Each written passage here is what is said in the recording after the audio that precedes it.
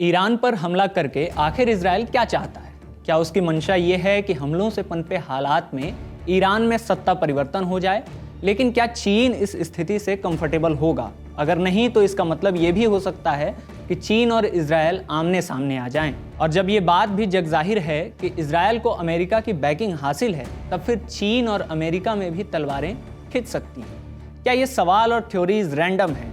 इसके जवाब में आप 3 बयान देखिए। पहला बयान इजराइल के प्रधानमंत्री बेंजामिन नेतन्याहू ने ईरान पर हमले की शुरुआत के बाद कहा, समय आ गया है कि ईरानी जनता अपने झंडे और ऐतिहासिक विरासत के इर्द गिर्द एकजुट हों और दमनकारी शासन के खिलाफ अपनी आज़ादी के लिए खड़े हों। दूसरा बयान अमेरिका के राष्ट्रपति डोनाल्ड ट्रंप का है। ट्रंप ने इजराइल ईरान की लड़ाई पर कहा, मैंने ईरान को डील करने के लिए कई मौके दिए, लेकिन वो डील नहीं कर पाए। अमेरिका दुनिया में सबसे बेहतरीन और सबसे घातक सैन्य उपकरण बनाता है। इजराइल के पास इसका बहुत बड़ा हिस्सा है और वो भली भांति जानते हैं कि इसका इस्तेमाल कैसे किया जाता है। तीसरा बयान अमेरिका में चीन के राजदूत फू कॉन्ग का है। कॉन्ग ने ताज़ा हालात पर कहा, हम ईरान पर इजराइल के हमले की कड़ी निंदा करते हैं। यह ईरान की संप्रभु आंतरिक अखंडता का उल्लंघन है और हम विशेष रूप से चिंतित हैं कि वो एटॉमिक फैसिलिटीज़ पर हमला कर रहे हैं, जो एक और रेड लाइन है जिसे इजराइल ने क्रॉस किया है।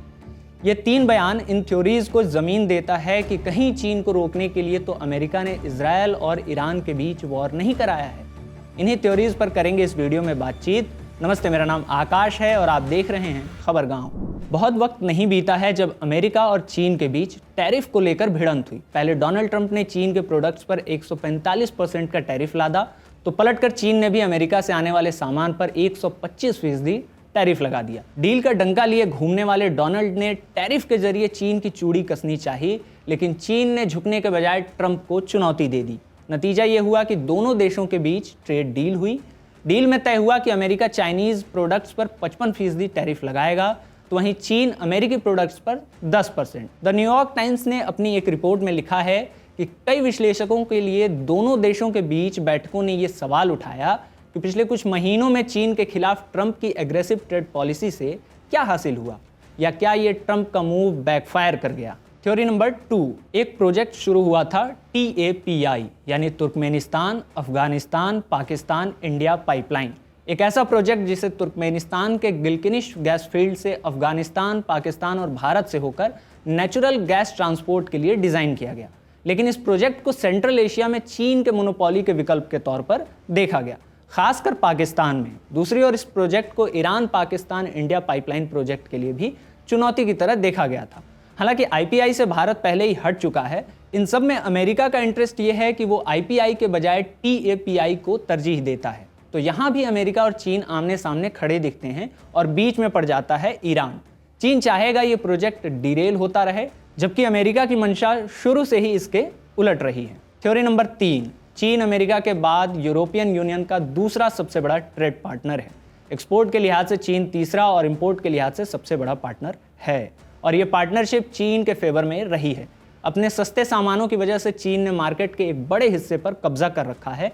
अमेरिका और खासकर डोनाल्ड ट्रंप के लिए ये एक कंफर्टेबल सिचुएशन नहीं है, क्योंकि वो तो मेक अमेरिका ग्रेट अगेन वाले मूड में हैं। वो हर जगह नंबर 1 ही रहना चाहते हैं और किसी भी तरह की चुनौती को लेकर एग्रेसिव हैं। ऐसे में एक थ्योरी ये भी है कि ट्रेड के मामले में चीन को पटकने के लिए अमेरिका जंग का इस्तेमाल कर रहा है। संभव है कि अमेरिका चाहता हो कि चीन किसी बड़े युद्ध की स्थिति में उलझे, जिसका सीधा सीधा असर ट्रेड पर पड़ेगा ही। ये theory belt and road initiative का जिक्र किए बगैर पूरी नहीं होती। चीन के लिए ये एक ड्रीम प्रोजेक्ट है, जिसे 2013 में चीन के राष्ट्रपति शी जिनपिंग ने शुरू किया था। इस प्रोजेक्ट के जरिए पूर्वी एशिया को यूरोप से सड़क के जरिए जोड़ने का प्लान है, ताकि चीन यूरोप में सीधे सड़क से ट्रेड कर सके। असल में चीन अपने पुराने महान साम्राज्य को स्थापित करना चाहता है। इस सिल्क रोड का इतिहास पुराना है। सिल्क रोड चीन के हान राजवंश, जो 206 ईसा पूर्व से 220 ईस्वी तक रहा, के पश्चिम की ओर विस्तार के दौरान शुरू हुआ था, जिसने आज के मिडिल ईस्ट देशों जैसे Afghanistan, Kazakhstan, Kyrgyzstan, Tajikistan, Turkmenistan और उज्बेकिस्तान के साथ साथ दक्षिण में आधुनिक भारत और पाकिस्तान में व्यापार नेटवर्क बनाया, और ये रास्ता यूरोप तक 4000 मील से ज़्यादा तक फैला हुआ था। चीन दोबारा इसी स्थिति को कायम करना चाहता है, इसीलिए वो लगातार पाकिस्तान को सपोर्ट करता है ताकि इस प्रोजेक्ट के लिए बलूचिस्तान में रास्ता मिल सके।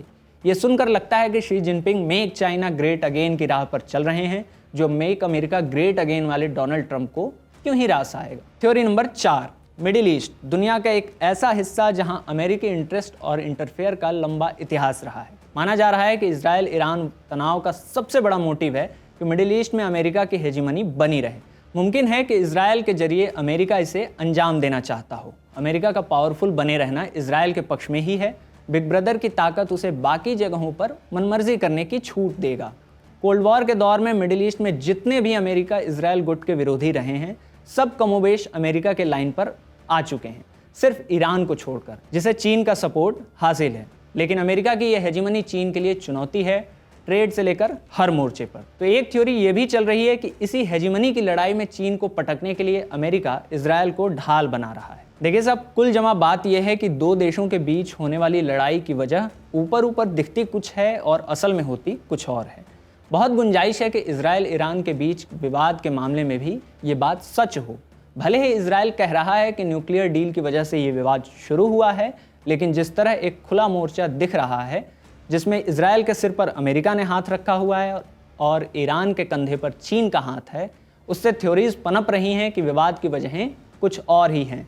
आपको क्या लगता है, क्या वजहें हो सकती हैं? बताइएगा कमेंट बॉक्स में। वीडियो यहीं ख़त्म करते हैं। इस स्क्रिप्ट को लिखने में मेरी मदद की आरपी ने, कैमरे पर इसे रिकॉर्ड किया है निवेदिता ने। शुक्रिया।